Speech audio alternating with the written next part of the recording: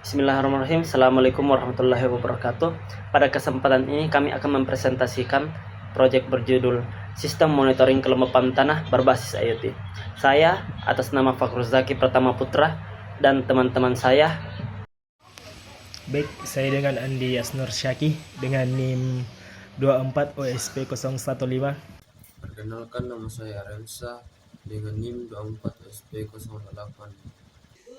Saya Ade Indrani Putri dengan NIM 24 OSP 004. Saya akan membahas latar belakang dari PPT kami. Yang pertama yaitu pemantauan kelembaban tanah masih manual. Banyak petani masih mengecek kelembaban tanah dengan cara tradisional sehingga tidak akurat dan memakan waktu. Kedua, cara manual dapat menyebabkan kesalahan penyiraman seperti ketidaktepatan dalam memeriksa kondisi tanah sering membuat tanah disiram terlalu banyak atau terlalu sedikit yang berdampak pada hasil panen. Ketiga, dibutuhkan pemantauan real time. Sistem otomatis diperlukan untuk memantau kondisi tanah setiap saat sehingga keputusan penyiraman bisa tepat. Keempat yaitu teknologi IoT sebagai solusi. Sensor kelembapan tanah, perangkat ESP32 dan koneksi cloud bisa mengirim data langsung secara online. Kelima, dapat diakses dari jarak jauh. Petani bisa melihat kondisi lahan tanpa harus datang ke lokasi.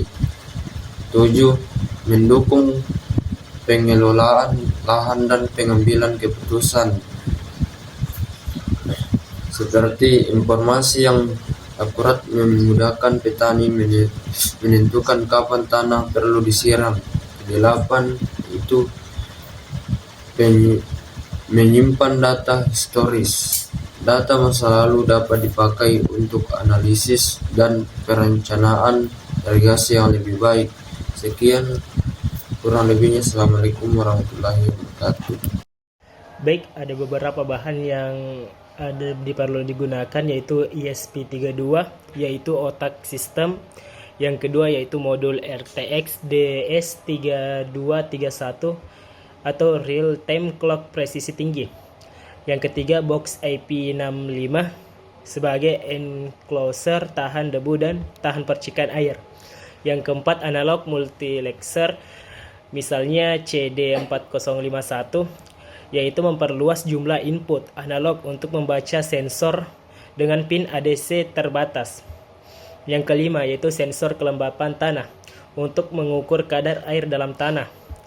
Yang keenam platform cloud IoT, contohnya AWS IoT, menyimpan dan menampilkan data sensor secara online. Yang ketujuh LCD layar 12C I2C, misalnya LCD 16x2 plus modul L2C, yaitu menampilkan informasi lokal seperti nilai kelembapan tanah, status WiFi, dan jam tanggal.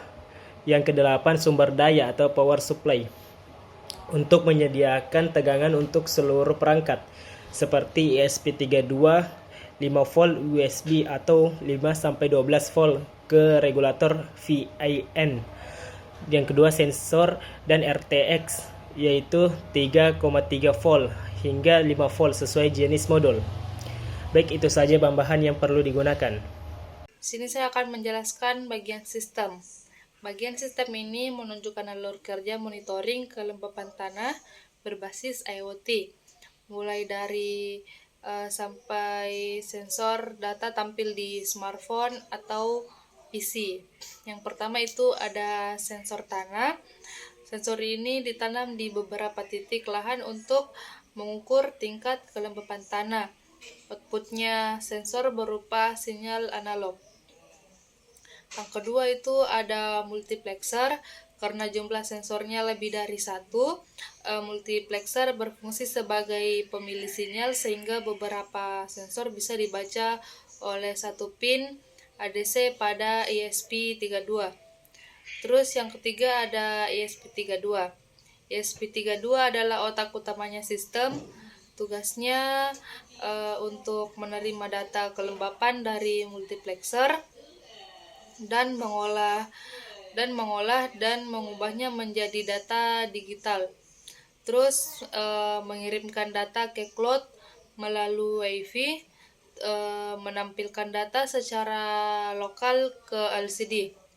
Yang keempat itu ada sumber daya 5 volt DC, memberikan tegangan kerja untuk ESP32, sensor, dan LCD agar sistem dapat beroperasi. Terus yang kelima ada LCD lokal.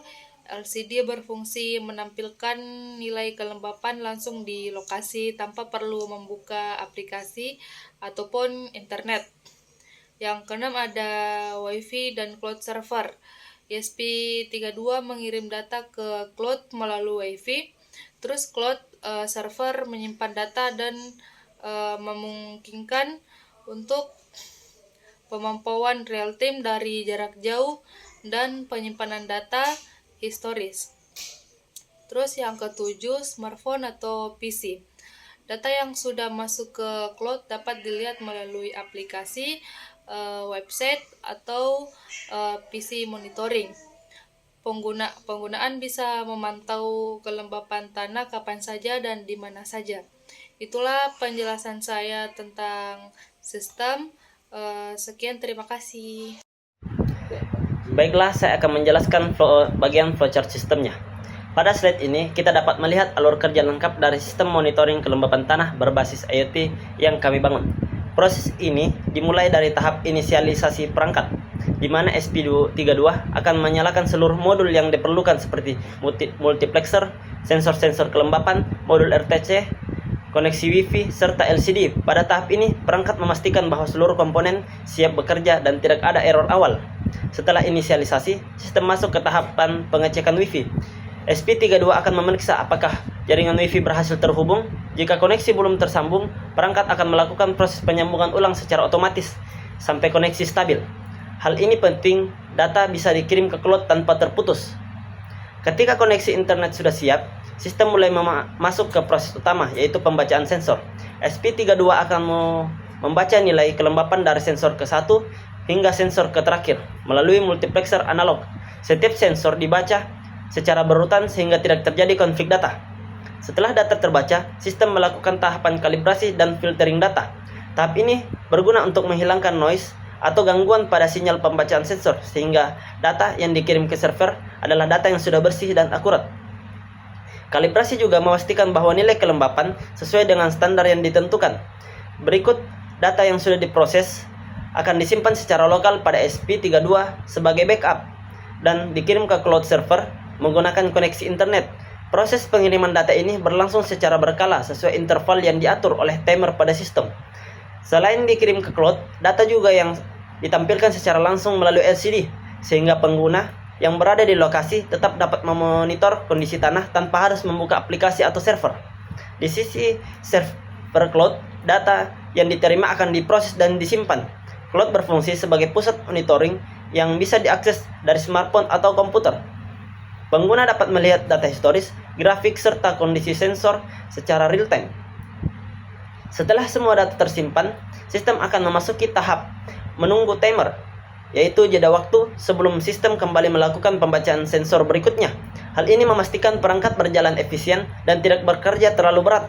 Setelah timer selesai, proses kembali ke awal dan sistem bekerja secara terus-menerus tanpa intervensi manual.